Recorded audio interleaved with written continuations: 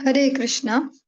आज हम सभी श्रवण करेंगे श्रीमद् भागवतम के अंतर्गत स्कंध 7 और अध्याय 9।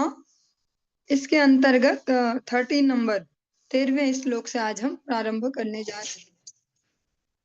ओम नमो भगवते वासुदेवाय। ओम नमो भगवते वासुदेवाय।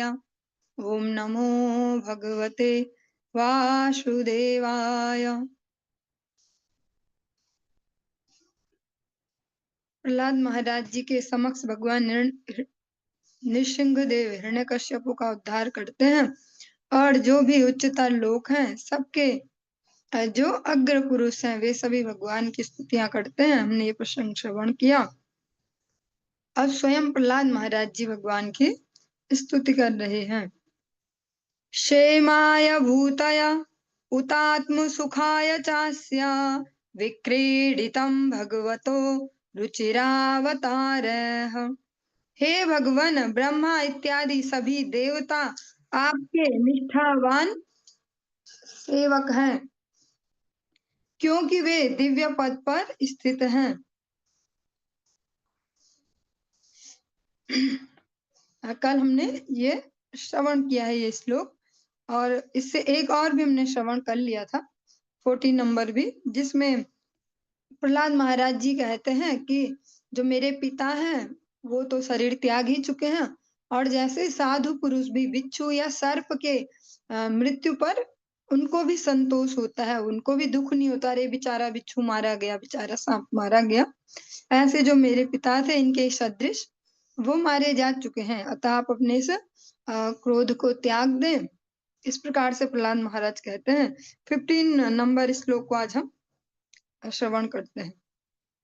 नाहं विभेम्यजित ते अति भयानकाशा जिह्वार कनेत्र भ्रकुटीर भशोग्रद्रष्ट्रात् आस्त्रस्रजः क्षतज केशर सकुंकर्णानि निर्हाद भीत दिगिभाद रिभिन्न खाग्रात। हे अजित भगवान, मैं न तो आपके भयानक मुखार विंद तथा जीव से, न ही सूर्य के समान चमकीली आपकी आंखों से या टेढ़ी भौं से भयभीत हूँ। मैं आपके तेज नुकीले दांतों से, आंतों की माला से, रक्त रंजित गर्दन के केसों से या बर्छे जैसे पैने कानों से भी नहीं डर रहा हूँ, न ही आपके भीषण सिंहनाद से भयभीत हूँ जिससे हाथी चारों दिशाओं में भागकर दूर चले जाते हैं, न मैं आपके नाखूनों से भयभीत हूँ जो आपके शत्रु को मारने के निमित्त हैं। प्रहलाद महाराज जी भगवान को अजित कहकर यहाँ पर संबोधित करते, जिनको कभी जीता ना जा सके। कोई इनको अपने बल पे जीत नहीं सकता, जिन्होंने जीता है तो प्रेम से ही जीता है। और प्रहलाद महाराज भगवान का जो वो स्वरूप है जिससे भी सभी घबरा रहे हैं, जो अभी भगवान का कह सकते हैं जैसा विग्रह दिख रहा है, तो उसकी जो विशेषता है, प्रहलाद महाराज जी एक विशेषता को कहते हुए कहते हैं कि मैं इन सब में से किसी से भी भयभीत नहीं हूँ।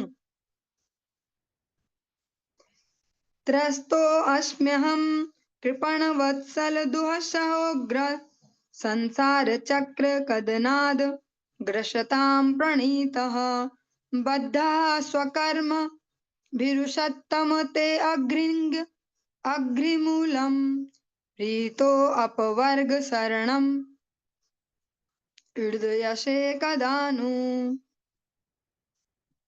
हे पतितों पर सदय परम शक्तिशाली दुर्जेय प्रभु, मैं अपने कर्मों के कारण असुर की संगति में आ पड़ा हूँ, अतएव मैं इस भौतिक संसार में अपनी जीवन दशा से अत्यधिक भयभीत हूँ। वह क्षण कब आएगा जब आप मुझे उन चरण कमलों की शरण में बुला लेंगे जो बद्ध जीवन से मोक्ष के परम लक्ष्य हैं। प्रहलाद महाराज जी कहते हैं, पतितों पर सदा, जो पतित जीव हैं उन पर हमेशा दयालु रहने वाले भगवान। भगवान किसी भी जीव से कभी घृणा नहीं करते, जो भगवान हमेशा सबके मंगल का ही विधान करते हैं। हे परम शक्तिशाली दुर्जेय प्रभु, जिन्हें कभी जीता ना जा सके, ऐसे दुर्जेय, मैं अपने कर्मों के कारण असुरों की संगति में आ पड़ा हूँ। जो वास्तव में वैष्णव जन होते हैं, वास्तव में भक्त होते हैं, वो इसी प्रकार का भाव रखते हैं। भक्ति विनोद ठाकुर जी भी बहुत सुंदर से गुरु वंदना में इस प्रकार से कहते हैं, निज कर्म दोषे ए देहाइला भजनेरा प्रतिबंध। अपने कर्म दोषों के कारण, हाँ, वो दूसरों के दोष नहीं देखते हैं, वो अपने में ही दोष, इस प्रकार से दोष बुद्धि रखते हैं कि मेरे में ही कुछ कमी है और मेरी ही गलती से ये सब हो रहा है। अतएव मैं इस भौतिक संसार में अपनी जीवन दशा से अत्यधिक भयभीत हूँ, और जो मेरी अभी स्थिति है इस भौतिक संसार में, मैं उससे अत्यंत भयभीत हूँ। भक्त जबकि भय रहित होते, हम तो सुनते हैं अभय चरणारविंद, और प्रहलाद महाराज जी के शीश पे भगवान ने हाथ रखा तो भय भी चले गए, सारे अभय हो गए। लेकिन वो क्यों कहते हैं कि भयभीत हूँ? भयभीत है जो भौतिक संसार है, जो इसकी गति है, इससे। एक भक्त कब भयभीत होते हैं? उनका वास्तविक भय ये होता है कि कहीं असत संग करके, असत तेरा संग था किया सतता, चित्त हाला वज्र प्राय। गलत संगति करने से जो चित्त है वो वज्र जैसा भी कठोर हो जाता है, भगवत भक्ति के लिए वहां स्थान नहीं बचता। भक्त भी भयभीत होते हैं, पर वो भयभीत होते हैं भगवत विमुखता वाली स्थिति से, कि कुछ जीवन में ऐसी कोई परिस्थिति ना आ जाए कि भगवान के नाम में से अरुचि हो जाए, भगवान की सेवा में से, भक्तों की सेवा में से अरुचि हो जाए। प्रहलाद महाराज जी भी इसी अवस्था से भयभीत है कि जो ये भौतिक संसार है इसमें अपनी स्थिति से मैं भयभीत हूँ। एक एंगल से वो दीनता से भी कह रहे हैं, और दूसरे एंगल से इस प्रकार से कि जो भगवत माया है, कब पता किसको अपने बंधन में जकड़ ले और किस प्रकार के बहाने से, ये भी नहीं पता है। वह क्षण कब आएगा जब आप मुझे उन चरण कमलों की शरण में बुला लेंगे? प्रहलाद महाराज जी भगवान से इस प्रकार से प्रार्थना करते हैं कि जो आपके चरण कमल है, बद्ध जीवों के एकमात्र आश्रय, उनकी ओर कब मैं आकर्षित हो जाऊंगा, कब आप मुझे अपने चरणों में शरण देंगे? जबकि वो पहले से ही भगवान को शरणागत हैं, भगवान ने उन्हें शरण दी ही है। लेकिन एक दैन्य सूचक इस प्रकार से वो शब्द कहते हैं, यस्मात् प्रिया प्रिय वियोग संयोग जन्म शोकाग्निना सकल योनिषु दह्यमानः दुःखौषधं तदपि दुःखमतिधियाहं ब्रूमन् भ्रमामि वद मे तव दास्य योगम। हे महान, हे परमेश्वर, प्रिय तथा अप्रिय परिस्थितियों के संयोग से तथा उनके वियोग के कारण मनुष्य स्वर्ग या नरक लोकों में अत्यंत विचारणीय स्थिति को प्राप्त करता है, मानो संताप की अग्नि में जल रहा हो। यद्यपि इस दुखमय जीवन से बाहर निकलने के अनेक उपचार हैं, किंतु भौतिक जगत में ये उपचार स्वयं दुखों से भी अधिक कष्टकारक हैं। अतएव मैं सोचता हूँ कि इसकी एकमात्र औषधि आपकी सेवा में संलग्न होना है। कृपया मुझे ऐसी सेवा का उपदेश दें। प्रहलाद महाराज जी इस जगत में जो जीवों की वास्तविक स्थिति है उसका वर्णन करते हैं। यहाँ इस जगत में कोई हमारा प्रिय व्यक्ति वस्तु परिस्थिति या अप्रिय व्यक्ति वस्तु परिस्थिति, उनका प्राप्त होना या उनसे विलग होना, जो ये परिस्थितियां आती हैं, और उनसे जो वो अनुभव करता है सुख या दुख, वो कैसा होता है? स्वर्ग और नरक लोकों में अत्यंत विचारणीय स्थिति को प्राप्त करता है। उनसे जो हम अपने चेतना को कंडीशनिंग देते जा रहे हैं, चेतना को तराश रहे हैं, उससे ये निर्भर करेगा कि हम ऊपर के लोकों की ओर जाएंगे या नीचे की ओर। और यहाँ पर भी, इस जगत में भी संताप के रूप में हमेशा संताप की अग्नि में जल रहा होता है। जब हमारी प्रतिकूल परिस्थितियां आती हैं तो इस प्रकार से, अनुकूलता आती है तो गर्व में फूल जाते हैं। यद्यपि इस दुखमय जीवन से बाहर निकलने के अनेक उपचार हैं। इस जगत में बहुत सारे सॉल्यूशन है, जो भी समस्याएं कुछ ना कुछ है, लेकिन जब भौतिक समस्याओं के भौतिक ही उपचार ढूंढने जाते हैं तो जो समाधान है वे और अधिक कष्टप्रद होते हैं। एक बहुत ही निगेटिव सा एग्जांपल ले सकते हैं। जैसे जैसे कहा जाता है कि कोई बहुत अधिक ड्रिंकिंग करता है या स्मोकिंग करता है, तो फिर अगर रीजन पूछा जाए तो अरे टेंशन नहीं होती इससे, फिर टेंशन नहीं होती, इतनी टेंशन है काम में। और अधिकतर देखेंगे जो हार्ड वर्कर हैं, जो फिजिकली हार्ड वर्किंग कर रहे हैं, जैसे मजदूर या इस प्रकार से कहीं भी कोई कंस्ट्रक्शन वर्क, तो उनमें कॉमनली देखी जाती है गुटखा लगातार खाते रहेंगे, और या बीड़ी पी लो बीच बीच में, घर जाके फिर शराब भी पीनी जरूरी है। वे जो वो फिजिकली जो उनको कष्ट हो रहा है उसको इस प्रकार से उसको नेग्लेक्ट करने की कोशिश करते हैं। लेकिन यही प्रहलाद महाराज जी कहते हैं कि इस जगत में समस्या निपटाने के लिए जो हम उपचार कर रहे हैं वो बड़ी समस्या बन जाता है फिर। और मेरा अनुभव यह है, प्रहलाद महाराज जी कहते हैं कि इन सब समस्याओं का एकमात्र समाधान आपकी सेवा में लगे रहना है, और मुझे ऐसी सेवा का अवसर प्रदान करे, ऐसा उपदेश प्रदान करे जिससे मैं ऐसी सेवाओं में लग पाऊं। और देखा जाए तो वास्तव में भी ऐसा ही है। इस जगत में हम जिन भी समस्याओं के भौतिक समाधान जो भी ढूंढने जाते हैं, कुछ समय बाद पता चलता है कि ये तो उससे भी बड़ी समस्या है। जिसको हम समस्या समझ रहे थे वो तो इसका छोटा भाई था, ये बड़ी समस्या है। हाँ, एकमात्र समाधान है भगवत कार्यों में इंगेज होना, भगवत सेवाओं में लगना। ऐसे, क्योंकि भगवान आनंद वस्तु है, जब उनकी सेवाओं में लगेंगे तो वो सेवाएं भी दिव्य हैं, वो हमारे आनंद को बढ़ाते हैं। ये हम सभी अपने अपने अनुभवों से समझ सकते हैं। जब हम सेवा का कोई कार्य करते हैं तो एक कह सकते हैं आत्मतुष्टि का, एक सरल होने वाला, इजी, जैसे हल्के हो गए, कुछ बोझ ऐसा उतरा है, ऐसा भाव मन में उत्पन्न होता है। क्योंकि भगवान दिव्य है, भौतिक गुणों से अतीत है, तो जो प्रसन्नता है वो भौतिक प्रसन्नता के अंतर्गत नहीं होती। सोऽहं प्रियस्य सुहृदः परदेवताया लीला कथास्तव निसिंह विरञ्च गीताः अजस्ति तर्म्यनु गृणन् गुणविप्रमुक्तो दुर्गाणि ते पदयुगालय हंस संगः। हे भगवान निशिंग देव, मुक्त आत्माओं जिनको शास्त्र में हंस की पदवी दी जाती है, संबोधन किया जाता है हंस से, मुक्त आत्माओं की संगति में आपकी दिव्य प्रेमा भक्ति में लगे रहकर मैं भौतिक प्रकृति के 3 गुणों के स्पर्श से पूर्णतः कल्मशहीन हो सकूंगा और आपकी महिमाओं का कीर्तन कर सकूंगा जो मुझे अत्यंत प्रिय है। मैं ब्रह्मा जी तथा उनकी गुरु शिष्य परंपरा के पद चिन्हों पर ठीक से चलकर आपकी महिमाओं का कीर्तन करूंगा। इस प्रकार मैं अज्ञान के सागर को निश्चय ही पार कर सकूंगा।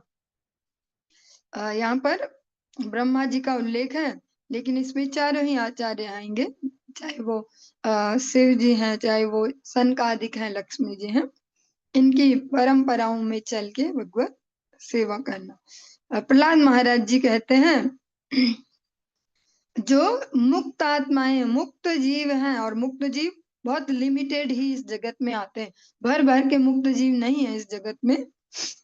उनकी सन्निधि में आपकी जो दिव्य प्रेमा भक्ति है उसमें लग के प्रकृति के जो 3 गुण है, जो उनका कल्मश है, उससे मुक्त हो सकूंगा और फिर आपकी महिमाओं का कीर्तन कर सकूंगा जो मुझे अत्यंत प्रिय है। प्रहलाद महाराज जी कहते हैं ये मुझे अत्यंत प्रिय है, आपके यश का गान करना। लेकिन कर कब पाऊंगा?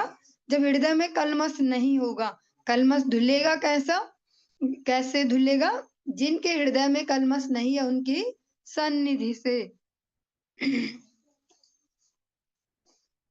बालस्य नेह शरणं पितरो निशिंगा नार्तस्य चागद मुदन्वति मज्जतोत नो तप्तस्य तत्प्रति विधिर्य इहाज श्रेष्ठस् तावद् विभो तनुभृतां त्वदुपेक्षितानाम्। हे भगवान नृसिंह देव, हे परम पुरुष, देहात्म बुद्धि के कारण आपके द्वारा उपेक्षित देहधारी जीव अपने कल्याण हेतु कुछ भी नहीं कर पाते। वे जो भी उपचार स्वीकार करते हैं उनसे यद्यपि कदाचित क्षणिक लाभ पहुंचता है, किंतु वे स्थायी नहीं रह पाते। उदाहरणार्थ, माता तथा पिता अपने बालक की रक्षा नहीं कर पाते। वैद्य तथा दवा रोगी का कष्ट दूर नहीं कर पाते और समुद्र में कोई नाव डूबते हुए मनुष्य को नहीं बचा पाती अगर भगवत कृपा नहीं है। हे भगवान नृसिंह देव, हे परम पुरुष, देहात्म बुद्धि के कारण आपके द्वारा उपेक्षित जीव जिनकी देहात्म बुद्धि अत्यंत दृढ़ है, ये शरीर ही मैं हूं और इससे रिलेटेड जो है वो मेरा है, ऐसे जो देहात्म बुद्धि में दृढ़ होते हैं, और फिर इसके कारण क्या होता है? आपके द्वारा उपेक्षित, भगवान के द्वारा भी उपेक्षित, छोड़ो इनको, अब इन पे झक मार के फायदा नहीं। ये बोलो, आपके द्वारा उपेक्षित देहधारी जीव अपने कल्याण हेतु कुछ नहीं कर पाते। भले ही वे भौतिक संसार में बहुत कुछ कर लेते हैं, फिर उनके गुण गाए जाते हैं, इन्होंने इतनी मेहनत की, इतना बड़ा एम्पायर खड़ा किया, ऐसा किया वैसा किया, पर अपने जो वास्तविक मंगल है, वास्तविक कल्याण, उसके लिए नहीं कर पाते। एक बहुत सुंदर सा कीर्तन है, गौड़ीय कीर्तन, आप सभी इसको करते भी होंगे। भुवन मंगला तुम्ही भुवनेरापती तुम्ही उपेक्षिला नाथ की हाई वे गती हरि है दयाल मुरा जया राधना। हे भगवान, आप भुवन मंगल तुम्हें, भुवनेर पति, सबके पूरे भुवन, जो ये सारे लोक हैं, इन सबके वास्तविक मंगल विधान करने वाले आप हैं। भुवनेर पति, और इनके वास्तविक स्वामी भी आप ही हैं। स्वामी की तो ठेकेदारी होती है सब ठीक ठाक रखने की, हाँ, तो आप भुवन मंगल है और भुवनेर पति हैं। और इसके बाद बहुत सुंदर सी लाइन कहते हैं जो प्रहलाद महाराज जी ने भी कही, इसीलिए देखेंगे, इसीलिए गुरुदेव भी स्पष्टतया कहते हैं कि जो ये गौड़ीय वैष्णव कीर्तन है, एक एक कीर्तन को भी अगर हम ठीक से पकड़ ले, समझ ले जीवन में, तो उतने में मंगल हो जाए, क्योंकि इनमें वेदों का सार एक बहुत सरलता से दिया गया। ये आचरणशील आचार्यों के कीर्तन है, ये राह चलते कोई कवि तुकबंदी ऐसा टोन मिला लो, राइमिंग कर लो, ऐसा नहीं है। इसमें जो उनका एक्सपीरियंस है, जो उन्होंने शास्त्र अध्ययन किए हैं, जो अपने महर्षि पुरुषों की संगति की है, उनका जो निचोड़ है वो दिया है।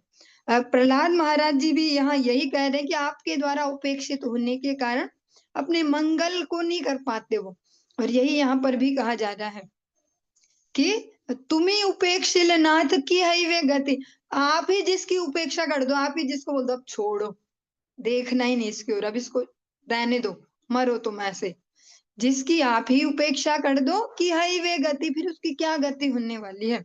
भौतिक रूप से दिख सकता है वो बहुत ही नेम फेम मनी पावर ऐसा, लेकिन वो वास्तविक कल्याण की मार्ग से च्युत हो जाएगा। और ये बहुत ही सेंसिटिव प्रसंग है, सुनने में ये कुछ लाइन है और समझना बहुत मुश्किल है, जन्मों भी बीत सकते हैं, पर गुरु वैष्णव कृपा से सेकंडों में भी समझ में आ सकते हैं। हम इस जगत का बहुत कुछ अर्जित कर सकते हैं और बहुत अच्छी रिलेशनशिप, सब रिश्तेदार हमसे खुश रहते हैं। टाइम पे हम सबको फ़ोन भी करते रहते हैं, हाल-चाल भी पूछते हैं, गिफ्ट भी देते हैं, इसका बर्थडे ये वो हमें सब फिट रखते हैं, हाँ? या हम बहुत पावरफुल हो गए हैं, हम में बहुत पावर है सोशली, हम बहुत कुछ कर सकते हैं, इससे पहचान है, हम ये करवा सकते हैं, वो पहचान, ऐसा-वैसा धन बहुत हो गया है, जो भी समझ लो, संपत्ति बहुत अधिक हो गई। पर जिस लिए ये शरीर मिला, वास्तव में केवल हम वही नहीं कर पाए। तो फिर एक गधा, कुत्ता अगर इनसे हमारी तुलना की जाती है अनेक बार, तो इसमें फिर क्या गड़बड़ है? फिर तो ये उचित ही है। हमने इतनी झक मारी, रात-दिन दिमाग चलाया, शरीर चलाया, जान खपाई, पर हम अपना वास्तविक मंगल निश्चित न कर पाए, जिसके लिए भगवान ने एनर्जी भी दी, इंद्रियाँ भी दी, समय भी दिया। और तब भी हम उसको फिट ना कर पाए, वहाँ रिज़र्वेशन ना कर पाए, तो फिर क्या बुद्धिमत्ता, क्या पावर। आज हम बन गए बहुत पावरफुल, किसी भी देश के या किसी भी बोल सकते हैं राष्ट्र के बहुत पावरफुल पर्सन, पर अगर अगली गति हमारी कुत्ते की है या अगली गति हमारी कोई केचुआ की, कोई चींटी, कॉकरोच की है, तो हमने क्या फिर इसमें क्या तीर मारा, अगर ऐसे लोकल लैंग्वेज में बोले। सबसे अधिक बुद्धिमत्ता है कि हम अपना स्थिति को सुनिश्चित कर लें और स्थिति सुनिश्चित भगवान के जन इतने जान लगा-लगा के प्रचार कार्यों में लगे हैं। कोई जीव ये नहीं बोल सकता हमें तो पता ही नहीं था जीवन का लक्ष्य क्या है। पता सबको ही है। पर जो मन की स्थिति है, मन को डिज़ाइन ही ऐसा किया गया कि हमें नीचे ले जाए नीचे और हमें नरक के अंधकारों तक ले जाए। और अगर ऊपर की ओर चढ़ना है तो भगवान नाम का आश्रय, भगवत जनों के सानिध्य में लेना होगा। तब जाके ये पॉसिबल है। प्रहलाद महाराज जी कहते हैं, फिर भी अपने कल्याण के लिए कुछ भी नहीं कर पाते, जो वास्तविक कल्याण है। इस जगत में अनेक-अनेक ऐसे एग्ज़ाम्पल हैं। व्यक्ति को लग रहा है मैंने बहुत अधिक यहाँ धन इन्वेस्ट किया, एनर्जी लगाई, दिमाग चला लेता हूँ, मैंने ये बना लिया, इतना पैसा बनाया, ऐसे किया, प्रतिष्ठा हो गई, पावर हो गई। पर वास्तव में अगर वो भगवद मार्ग पर जिससे भगवान प्रसन्न होते हैं, उस पर नहीं चल रहा, तो जिसमें वो अपने अनेकों वर्ष लगाता है, अपनी अनेक एनर्जी लगाता है, वो सेकंडों में भी गायब हो सकता है। और अनेक-अनेक ऐसे एग्ज़ाम्पल भी हैं। और कोई जो ये पद, प्रतिष्ठा, धन, वैभव है, परिवारजन है, संबंध है, इनकी कोई गारंटी नहीं है कि ये कब तक संतुष्ट रहते, कब तक हमारे साथ रहें। थोड़े-से ग्रह नक्षत्रों के टेढ़ा-मेढ़ा इधर-उधर हुआ, सब गायब, सेकंड नहीं लगते। और जो भगवद भक्ति है, भगवान का आश्रय है, वो परमानेंट है। बाहर की स्थितियाँ कैसी हो जाएँ, पर जिसकी भगवान के चरणों में निष्ठा है, नाम में निष्ठा, भगवत जनों में निष्ठा, हमेशा प्रसन्न रहेगा। हमेशा वो उच्च गति की ओर ही बढ़ रहा है। वे जो भी उपचार करते हैं उनसे यद्यपि कदाचित क्षणिक लाभ पहुँचता है, किंतु वे स्थायी नहीं रह पाते। और जो देहात्म बुद्धि से ही ग्रसित हैं, आपका आश्रय नहीं ले रहे, वो जो-जो भी सॉल्यूशन ढूँढते जाते हैं, बहुत तेज़ दिमाग है इनका, फटक से आइडिया लगाते हैं ऐसे-ऐसे, लेकिन वो आइडिया ज़्यादा देर तक नहीं टिकते। हाँ, फिर नया खोजो, फिर नया खोजो। वे स्थायी नहीं हो सकते। उदाहरणार्थ पिता तथा माता, और अगर कोई माता-पिता अपने संतान को भगवत चरणों में सिक्योर नहीं कर देते, उसकी ये वाली एलआईसी नहीं खरीद लेते कि अब तो तुझे हमने ठाकुर जी को दे दिया और तेरे दिमाग में ठाकुर जी को फिट कर दिया बचपन से। ठाकुर जी तेरे जीवन का एक अंग फिट कर दिए। ऐसा नहीं कर पाते, तो फिर वो अपने संतान की रक्षा भी नहीं कर पाएँगे।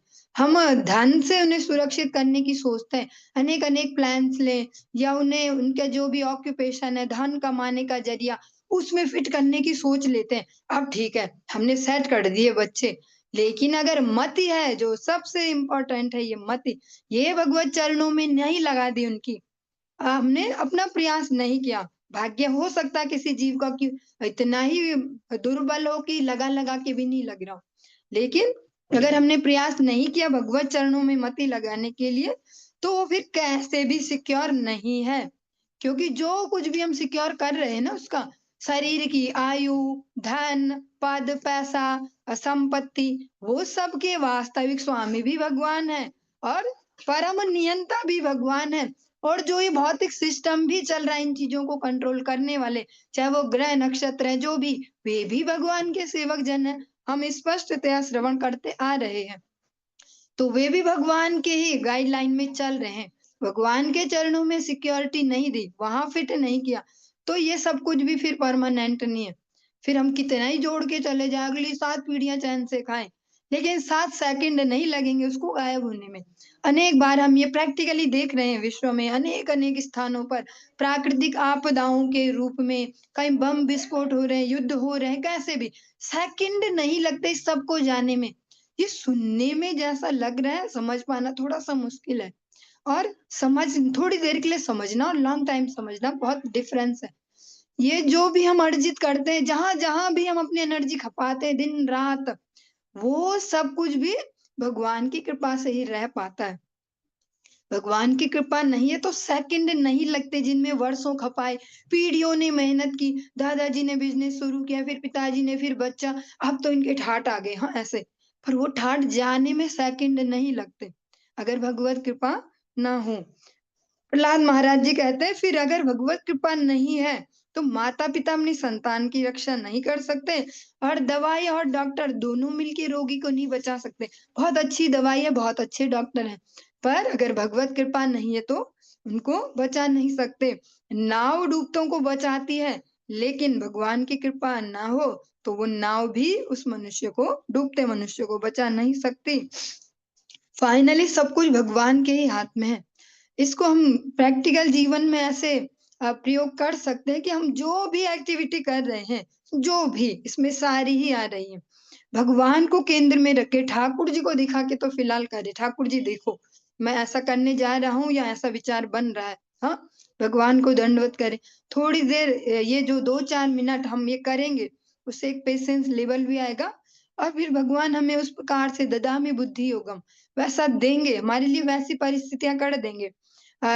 जैसे हम बहुत इंटेंसिटी से चाह रहे हैं, ये हो जाए, ये हो जाए, ये हो जाए, पर अगर उसमें हमारा वास्तविक मंगल नहीं है, हमारे लिए ठीक नहीं है, तो अगर भगवान को प्रार्थना करके निकलेंगे उस काम पे, तो कितनी मेहनत कर लें, वो होगा नहीं। ये भी हमारे मंगल के लिए है, क्योंकि भगवान आगे भी देख सकते हैं। हम नहीं देख सकते आगे जाके, पीछे से, ऐसे हम नहीं देख सकते। पर भगवान सुविज्ञ हैं, वो दूर का देख पा रहे हैं, पीछे का, आगे का और अभी का भी। तो भगवान को अगर केंद्र में रखते हैं हम हर हर एक्टिविटी में, तो भगवान परिस्थितियों को हमारे लिए वैसे घुमा देते हैं कि जिससे हम अपने नित्य मंगल के पथ पर ही अग्रसर हों। और भगवान से अगर माँगा भी जाए, तो माँगा जाने के लिए भी एकमात्र यही है कि भगवान हमें नित्य मंगल के पथ पर अग्रसर करे, जिससे हमारा नित्य मंगल होगा। क्योंकि हमारे फ़ायदे की डेफ़िनिशन तो हर सेकंड बदल रही है। जैसे ही हम संगति में जाते हैं, हमारे फ़ायदे की वैसी डेफ़िनिशन बन जाती है, हाँ? हमारी संपत्ति की वैसी डेफिनिशन बदलती जाती है। भक्तों के संग में जाओ, और अगर मुक्त जीवात्माएँ जो भगवान के मुक्त जीव ऐसे संत जन हैं, उनकी शरण में जाओ तो लगता है बस भगवान का नाम ही एकमात्र धन है। फिर चले जाओ कोई भौतिक कोई ऐसी चल रही हो कुछ बातचीतें, वहाँ घुस जाओ, फिर लगेगा अरे बिना पैसे का कुछ नहीं भैया, कुछ नहीं है, बातें कितनी बना लो, भगवान की सेवा भी पैसे से ही होती है, और ऐसा-ऐसा।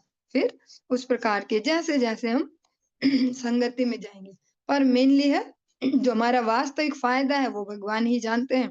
भगवान को जब समर्पण होकर चलेंगे, भगवान फिर हमारे उस मंगल के लिए परिस्थितियों को वैसा कर देंगे। जैसे एक मज़ाक में या ऐसे बोले एक लाइट सा अ, ऐसा एक स्टेटस टाइप का वायरल हो रहा था कि हे ठाकुर जी, मैं जब भी कुछ माँगू ना, आप वो देना कि जो आपको ठीक लगता हो मेरे लिए। क्योंकि मैं तो कुछ भी बोलते रहता हूँ, कुछ भी माँगता हूँ। तो ये वास्तविकता भी है। हमारे जो माँगना है, जो चाह है, वो परिस्थितियों से चेंज हो रही है। लेकिन जो हमारी वास्तविक आवश्यकता है, वो भगवान ही जानते हैं। और भगवान अ, वचन दे चुके हैं भगवद गीता में समस्त मनुष्यों को, योगक्षेमं वहाम्यहम्। जो योग है, जो क्षेम है, वो मैं करता हूँ। जो आवश्यकता है, जब भगवान को सरेंडर कर दिया, तो योग और क्षेम दोनों के लिए चिंता नहीं करनी होती। यस्मिन् यतो यर्हि येन च यस्य यस्मात् यस्मै यथा यदुत यस्त्वपरः परो वा भावः करोति विकरोति पृथक् स्वभावः संचोदितस् तदखिलम भवतः स्वरूपम। हे प्रभु, इस भौतिक जगत में प्रत्येक व्यक्ति सतो रजो तथा तमो गुणों से प्रभावित होकर भौतिक प्रकृति के गुणों के अधीन हो जाता है। सर्वोच्च व्यक्ति ब्रह्मा जी से लेकर एक शुद्र चींटी तक समस्त प्राणी इन्हीं गुणों के वशीभूत होकर कार्य करते हैं।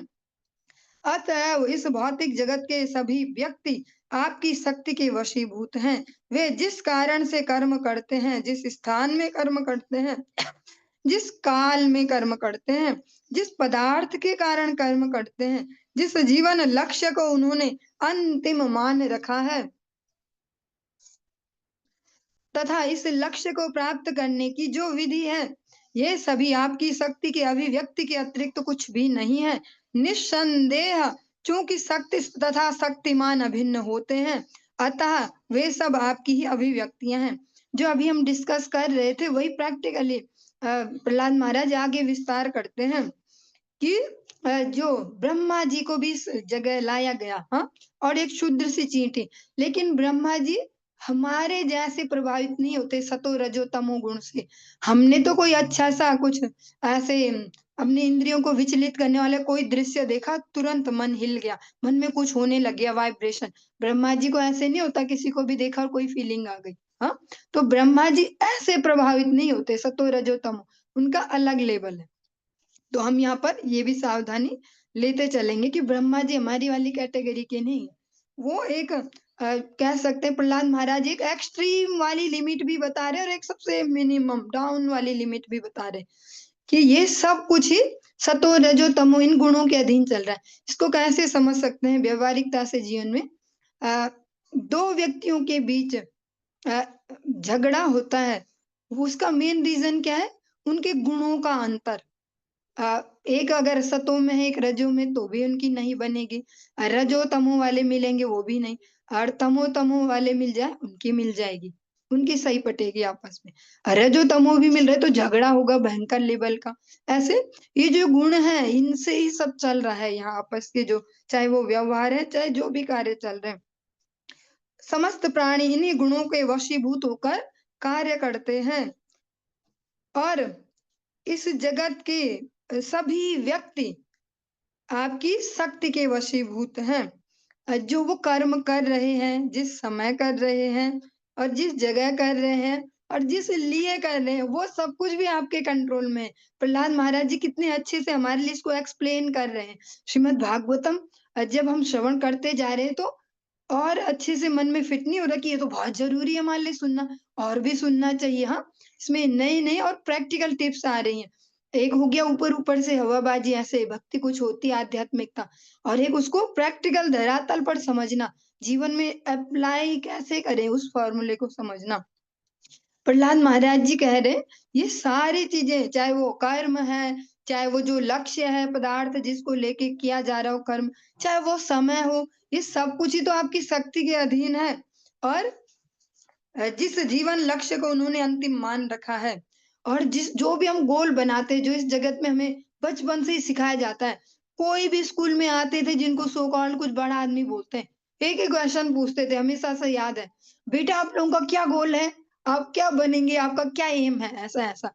जो ये एम जिसको बोल रहे हैं, वो कहते हैं जो भी लक्ष्य निर्धारित कर रखे हैं जीवन के लिए और उन लक्ष्यों तक पहुंचने के लिए जो रोड मैप बनाया, जो प्रक्रिया बनाई, ऐसे ऐसे ऐसे पहुंचेंगे, ये सब कुछ आपकी शक्ति के अधीन है। और जो शक्ति है और जो शक्तिमान है वे अभिन्न है, वे अलग अलग नहीं है। भगवान और उनकी पावर अलग नहीं है कि आजकल ठाकुर जी पावरलेस हो रखे, आजकल ना जान नहीं है उनमें, ऐसा नहीं है। उनकी शक्ति और वे स्वयं अभिन्न है।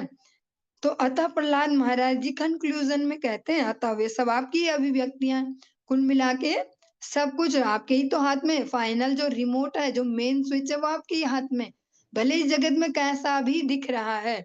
हाँ, देख देख के भक्त लोग भी विचलित होते हैं, यार देखो ये कुछ भी नहीं करते, हरिनाम नहीं करते, कुछ नहीं, सब अंट खाते पीते, देखो कितने बढ़ते जा रहे, इतनी वाह वाही, इनकी प्रतिष्ठा, इतना पैसा आ रहा है। हाँ, लेकिन उस समय दूसरे एंगल से समझना चाहिए, ये कुछ नहीं कर रहे हैं, इसलिए इनके पास जो भी आ रहा है वो सब इन्हें नरक की ओर ही ले जाने वाला है। और ये प्रैक्टिकल है। जो वैदिक साहित्य वो स्पष्ट कहता है कि शरीर बदलते ही है, या ऐसा नहीं बोल रहे हैं कि शरीर खत्म तो सब खत्म। तो वो जो हम है, जो ये झेल रहा है जीवात्मा, उसके साथ-साथ वो कर्म जा रहे हैं। हमें इस शरीर में हमें ऐसा पता नहीं चल रहा क्या-क्या झेल रहे हैं। पर जो भी झेल रहे हैं, वो जो चेतना में कैरी फॉरवर्ड किए हैं कर्म फल, उनसे ही झेल रहे हैं। तो अगर हम कुत्ता भी बनते हैं, कुत्ते भी अनेक-अनेक लेवल के हैं। कुछ भक्तों के घर में भी जो एकादशी व्रत कर रहे हैं, जो हरिनाम कीर्तन सुन रहे हैं, कुछ कुत्ते वे भी हैं, जो गाड़ियों में घूम रहे हैं, जिनको भौतिकता बहुत ज़्यादा मिल रही है, एसी में रहते हैं, वो वाले भी हैं। कुछ कुत्ते वो भी हैं, जिनको रोटी के लिए भी रोज़ ढूँढना पड़ रहा है और मार खा रहे हैं लोगों की। तो जो भी हमारा अगला सीन होने वाला है, वो हमारे कर्म फलों के हिसाब से होगा और सबका फाइनल कंट्रोल भगवान के ही हाथ में है। हमें भक्त ज को जो भक्ति की प्रैक्टिस कर रहे हैं इस भक्ति पथ पर, उनको कभी विचलित नहीं होना चाहिए। क्योंकि भगवद मार्ग पर जो आगे बढ़ेंगे, ठाकुर जी उनको छान-छान के साफ-सुथरा कर के ही व्यक्ति, वस्तु, परिस्थिति देते हैं। ऐसा नहीं बोल सकते कि जो वास्तव में भगवान के शरणागत है, उनके जीवन में कुछ अचानक से हो रहा है। भगवान ही अपने मोहर लगा के साइन करके आगे भेज रहे हैं। हाँ, ये वाली समस्या भेज दो इनके सर पे। हाँ, ये वाला कर दो इनके साथ, जिससे हम और अच्छे से प्रिपेयर हो पाएँ अपने फाइनल डेस्टिनी के लिए। और इस जीवन में भी हम देखते हैं जो भी प्रतिकूलताएँ आती हैं, उन हम अच्छे से अपनी फुल एनर्जी को अपने ठीक से दिमाग को यूज़ कर पाते हैं, हमारी पावर उससे हमें पता चलती कि ये भी हो सकता है क्या? तो भक्तों को कभी इस प्रकार से विचलित नहीं होना चाहिए क्योंकि फाइनल जो सुप्रीम कंट्रोलर है वो भगवान ही है। अ, अहम सर्वस्य प्रभवो भगवान इस प्रकार से कहते हैं और मत्तः परतरम नान्यत् किंचिदस्ति धनंजय ऐसा भी कहते हैं एक स्थान पर भगवत गीता में। भगवान ही सुप्रीम कंट्रोलर है। हमें कर्म करने की स्वतंत्रता दी है, पर हम ये चेक कर लें कि वे कर्म किन गुणों के अंतर्गत हो रहे हैं, उनके जो लक्ष्य हैं, उनसे हमारा वास्तविक मंगल जुड़ा है कि नहीं। इस प्रकार से करते चलेंगे, सरलता से जीवन यापन कर पाएँगे और ज़्यादा संगति करने से बचें इधर-उधर की, क्योंकि वो हमारी वाइब्रेशन को हिला देते हैं, हाँ। हमारे जो गोल के प्रति अपना जो समर्पण है उसको इधर-उधर कर देते हैं। ज़्यादा भौतिक लोगों की संगति अगर करते जाएँगे, तो भक्ति न करने के नए-नए बहाने और तगड़े बहाने रोज़ मिलते जाएँगे।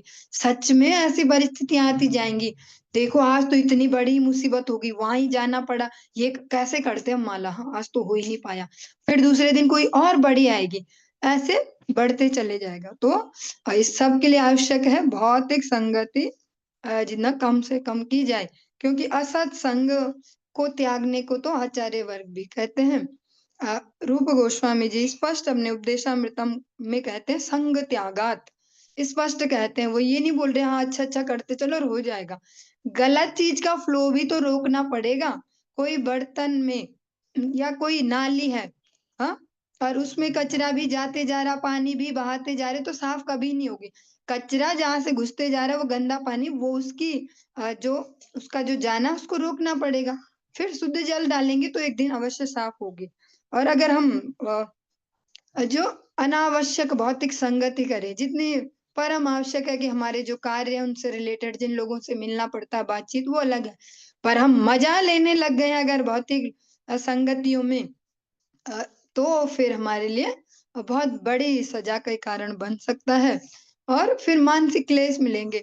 और जिस जगत में हम मज़ा बोलते हैं वो इंद्रिय तर्पणों से जुड़ा हुआ है कि हम कहीं गपशप मारते हैं 4 लोगों के साथ बैठ के, वो इसकी भी करते हैं, उसकी भी करते हैं, नेता की भी करते हैं, मोहल्ले वालों की। मज़ा आ गया यार आज तो ना उनके साथ ऐसे। पर वो मज़ा वास्तव में हमेशा हमें निम्नगामी बनाता है। तो जितना असत संग को छोड़ पाएँ, उतना मंगल पथ पर बढ़ पाएँगे। वरना ऐसे ही लगेंगे हम दिख तो रहे हैं भक्तों जैसे और भौतिक संगति भी भरपूर चलती जा रही, तो बस दिखते ही रह जाएँगे, मानसिक क्लेश खत्म नहीं होंगे। और वो दिखते भी नहीं है, बाहर से हम हैप्पी दिखते रहेंगे सबको कि ये तो भक्त हैं, हैप्पी हैं। पर वास्तव में अगर भौतिक जो दूषण है, संसर्ग है, उससे खुद को विलग नहीं करेंगे, तो मानसिक तापों से मुक्त नहीं हो पाएँगे। चलिए आज हम इस कक्षा को इस चर्चा को यहीं पर ही विराम देंगे। इससे आगे कल श्रवण करेंगे। हरे कृष्णा।